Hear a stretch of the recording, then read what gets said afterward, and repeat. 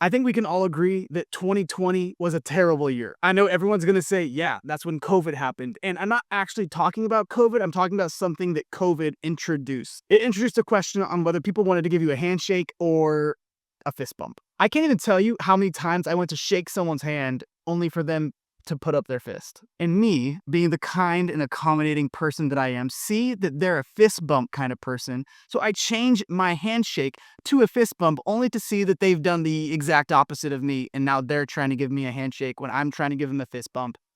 It's so awkward. So here we are in this epic rock, paper, scissors showdown, but fist bump handshake edition. But there was something that was even more awkward. There was multiple times where I would go to shake someone's hand and they would just look me dead in the eyes and pretend that they don't even see my hand and just walk on by me. Like, dang, freaking weirdos. Like, I'm still traumatized. I still think about that day, that guy who just looked me in the eyes when I went to give him a handshake.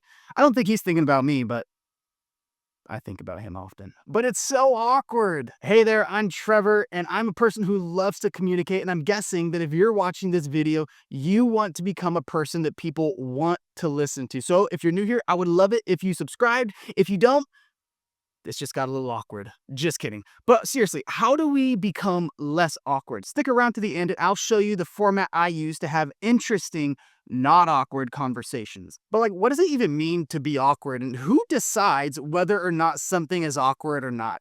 In the silly story and example that I used earlier, an awkward moment was a disconnect between what you expect to happen and what actually happens. I was expecting a handshake, they were giving a fist bump, and it just made this awkward situation. I also asked you to subscribe. You still haven't done it. That's awkward. Okay, I promise I'm not doing that again. But I want to start with something super important. And that's the fact that you are not awkward. You might have some social anxieties. You might be introverted. You might not like meeting new people. But don't act like that in and of itself is a bad thing. Because I really don't like when people treat introvertedness like a problem that needs fixing, or the opposite for that matter. I hate when people act like being extroverted is a morally good or better option. If you're outgoing, awesome, own it. Use it to your advantage. But if you're an introvert, awesome, own it. There's advantages to you being introverted. You just got to find them. Here's what you should know. Your natural disposition when it comes to social circumstances does not make you more or less interesting as a person. You're a human with a story to tell, and you add value to the world. So start there.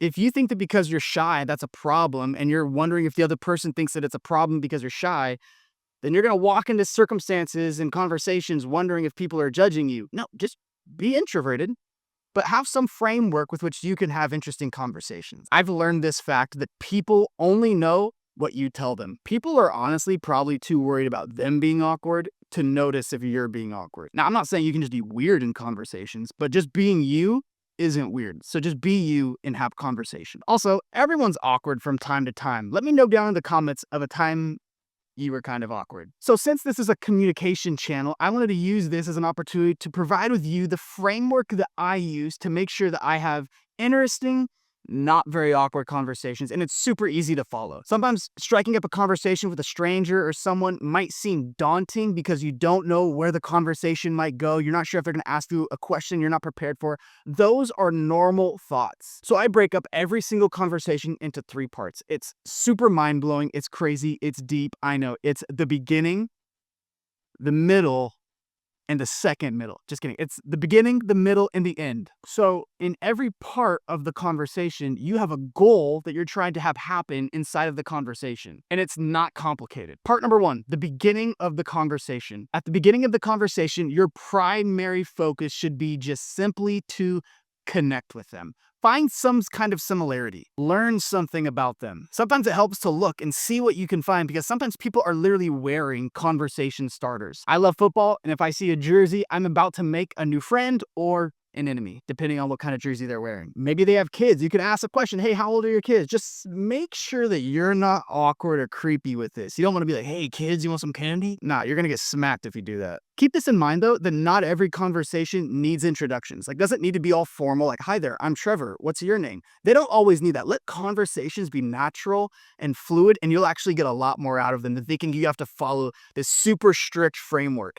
Not mine. My framework is very simple. Another easy way to work your way into a conversation is a compliment. It's such an easy way to break the ice and to get to know someone. Just make sure, again, you're not being awkward. If you see someone who has a nice smile, don't be like, hey, nice teeth. Like, that's just weird. So find a compliment, but again, don't make it weird. And once you find some common ground, you can move on to the next phase, the middle of the conversation. So in part one, you connected with them. And so part two, connect them to me. Now that you have some information on them, use that information to connect it to yourself. A big tip here is to share a story. And so the bigger tip, I guess, is to have stories that you know about yourself that you could be willing to share with someone. What I love about this is it's not hard to tell a story. It's not awkward sharing what your favorite Christmas gift you ever received is. It's just something that you've experienced, and so you get to retell your experience. And parts 1 and 2 can actually happen very quickly. You can go from the beginning of the conversation to the middle of the conversation in a matter of seconds. If I see someone in the supermarket and I see they're wearing a Notre Dame hat, I'm going to run over to them, probably not literally because that would be awkward, but I'm going to go up to them and say, hey, nice hat. And they're going to tell me, oh, my son goes to Notre Dame. And I'd say, that's awesome. I've always wanted to go to a football game at Notre Dame. And from there, the conversation can go a myriad of different ways. And I just have to be fluid and follow the conversation, follow the curiosity wherever it's going to take me. And from there, I can find another point to continue the conversation, or I can end the conversation. I don't know why, but sometimes I'm so bad at ending a conversation. Sometimes I find myself in conversations where it's like I ask a question, they give input, and it's just this continuous exchange where then it's like, well, what do we talk about now? And so we kind of just put our heads down in silence, still standing next to each other. Super awkward. And eventually even we'll just like walk away. Like we didn't know how to end this conversation. So see ya. Like, no, that's awkward.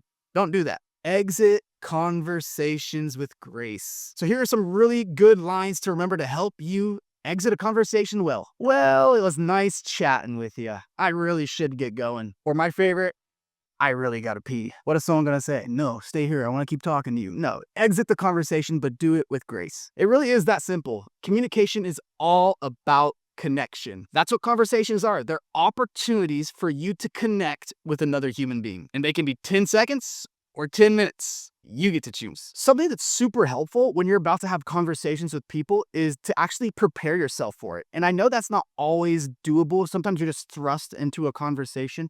But I made a video to help you ask questions before you ever go into a conversation to help you know a very important question that you should always ask before you communicate. Hope you enjoyed this video. Don't forget to put your awkward moment down into the comments. Thanks for watching.